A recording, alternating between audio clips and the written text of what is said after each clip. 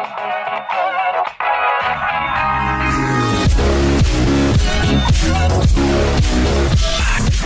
morning, my name is Joe Cashwell with Rotorcraft RC.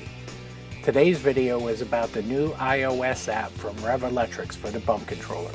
We will be using Larry Moore's bump case for this, and we're also going to show how we do the vinyl and the acrylics in the upper. Since we have so many YouTube videos showing how to build a case, this one's going to touch on how we install the acrylics and then how we set up the case before we ship it to our customer. And since Revolectrix just published the iOS app on the iTunes store, we're going to go ahead and download that on our iPhone and on our iPad and play with it some. Now in our videos you've seen the Android app that we have on our Samsung tablet, but we're really excited about the iOS app, mainly because I have nothing but iOS products that I use myself. So after we weld on the brackets for the bump controller, we assemble the case, and then we're getting ready to start programming now. The number one request we get from customers for the bump controller is to do all the updates before we ship. So now we just do this automatic. You don't even have to ask us. We just set the tablet beside it, we lock onto it, we give it the updates, and we're good to go. Now that we have the iOS version, we'll be able to add the iOS version update to the bump controller also. And we will do this to all cases before we ship it, keeping you in charge.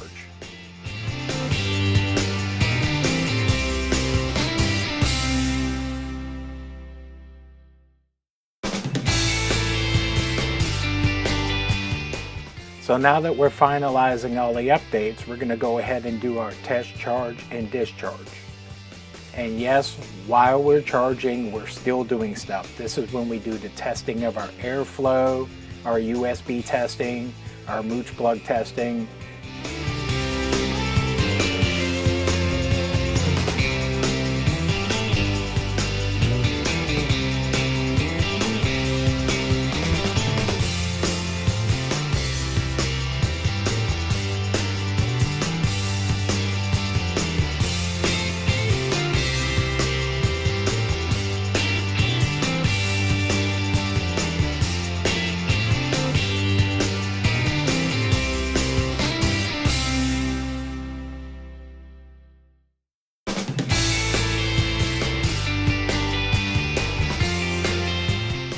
And I'm going to go ahead and take advantage of this quiet time where I'm not having to wrench and think, and I start doing my videos. We take literally hundreds of small videos and stitch them together to do our YouTube videos. We don't set a script or anything like that. It's just I think about what I want to do in a video, and then we take small videos of those and then put them together. Not all of them are small. Some of them are 5 minutes long and I can cut and edit out of them. But this gives me the ability to do live shots while we're charging, while we're testing. And if you follow our Rotorcraft Instagram page, you'll see this video on there. And we just try to get people interested and give more people more knowledge. So now that our storage charge is done, we're going to go ahead and back up, and then we're going to go ahead and we're going to do a full charge. We're going to go ahead and do an accurate to make sure it goes through the balance process and everything, which we know it will. Now we recommend doing this for new packs. Most of the people that have high current machines understand that you need to break in packs, but one of the things that we recommend, especially for the pro people, is when you get new lipos, do several charges and several discharges. Start off at a lower amperage, lower charge C rating, and then raise up from there, and it just helps you break in your packs. Plus, on your last one, come back and look at your IR, your cell IRs. And what that's going to do is that's going to tell you the health of your brand new pack. Now we're only 45 seconds into the charge, so we're not going to get an IR feedback yet, but that's going to tell you the health of a new pack. I don't care what is manufactured, if it's electronics or an electrical item, there's always a chance of failure.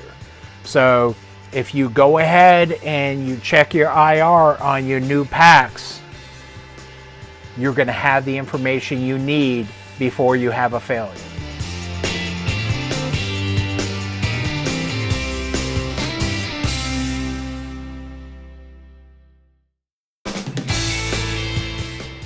So then what we're doing is we're taking our iPhone and we're going to the App Store and we're typing in bump controller and we're finding the Revolectrix app. Now we're going to go ahead and download this and use it. So now we're ready to set up. We buy the app. We're going to download it. Once we get this fully downloaded, this will be my first time in this video using the app from the App Store, not the beta. So this is going to be a learning experience for me as well as you.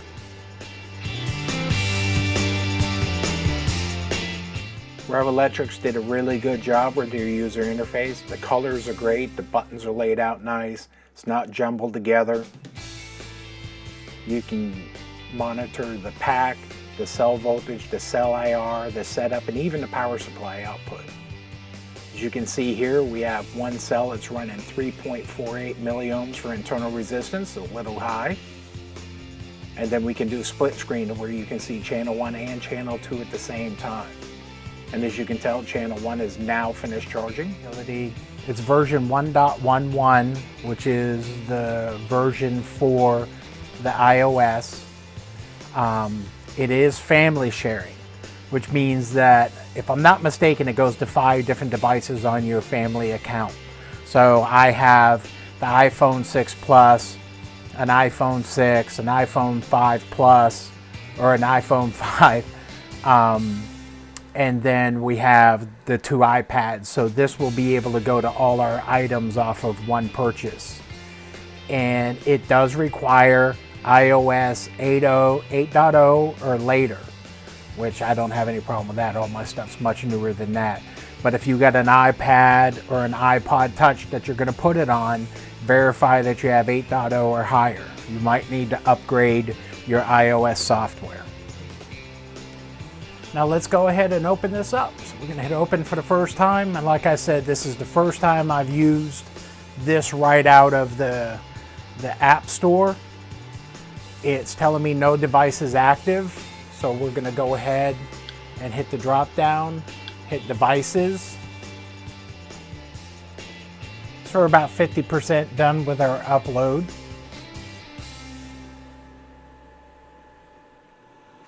So now everything's updating and we're connecting. So now the bump control version is 3.08.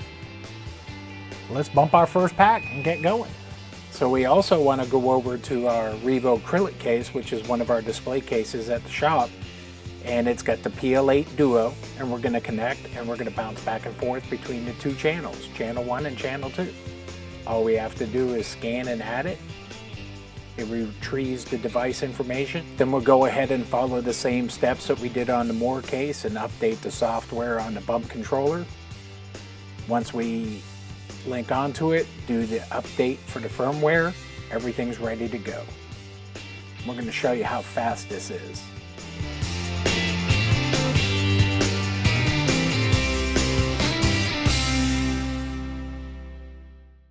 As you can see with me holding my iPhone 6 Plus underneath the bump controller, there's really not much latency between the 2 devices that we're using.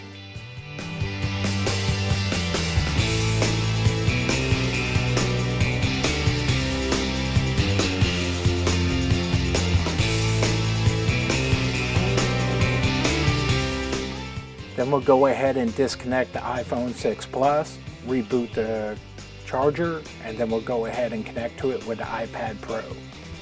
Now my iPad Pro is about 20 feet away from the charger and we connect to it with no problem. It's a little bit bigger screen, it's easier for me to film. I actually put my phone on a tripod. You can see it's locking onto the Revolectrix case and we're good to go.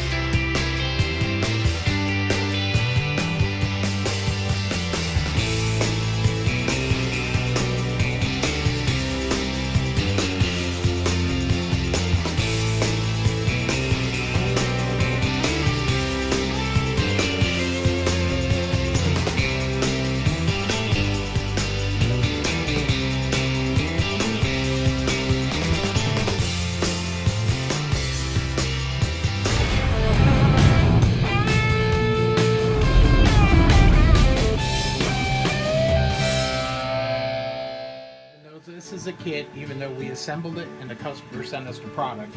We're going to go ahead and we do a test charge and a test discharge every single time we ship a case.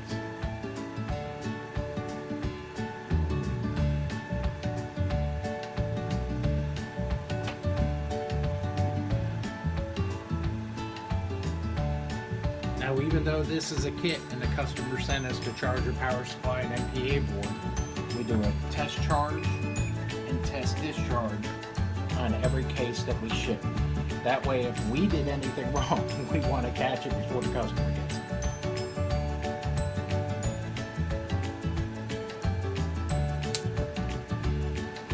Let that pop.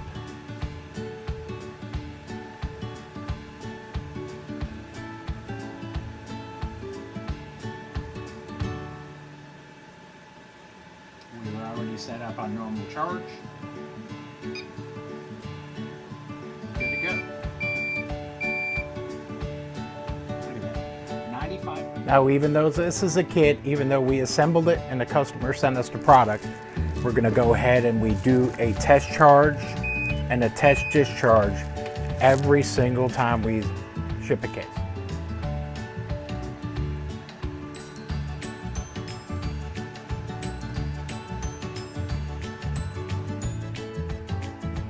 This is the More RC case.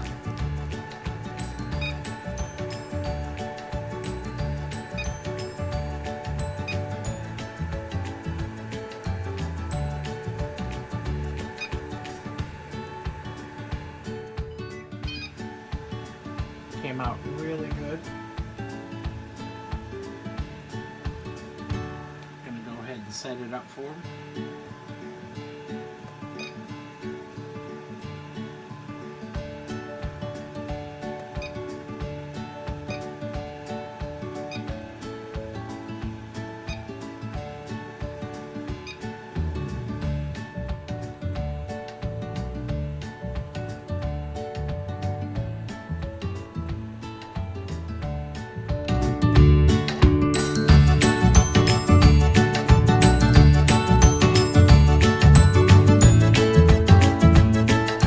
Now, even though this is a kit and the customer sent us the charger, power supply, and MPA board, we do a test charge and test discharge on every case that we ship. That way, if we did anything wrong, we want to catch it before the customer gets it.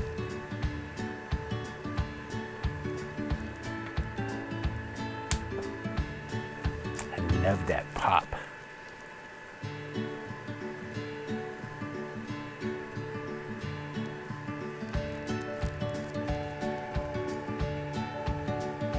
We were already set up on normal charge. We're good to go. Look at that. 95% charge on it, so it gave us our 10% indicator. So we're just gonna have a quick little charge. We'll go ahead and we're gonna stop this and we'll put this in storage charge so we can get a full storage, and then we'll do a full charge.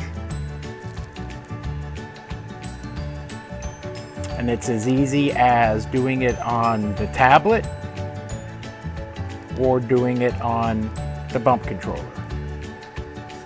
Now, the reason why I do it on a tablet is I just want to verify that we don't have any noise with Bluetooth, everything connects. And when I go to do the charge, I will do the charge off the bump controller to verify that the screen has no issues.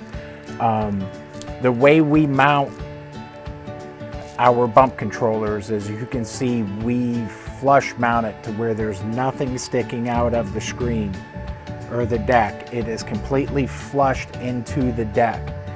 If we were to tighten that bracket too much, it can actually torque the housing on the bump controller, and then it's going to think that it's being a button press even though it's not being a button press.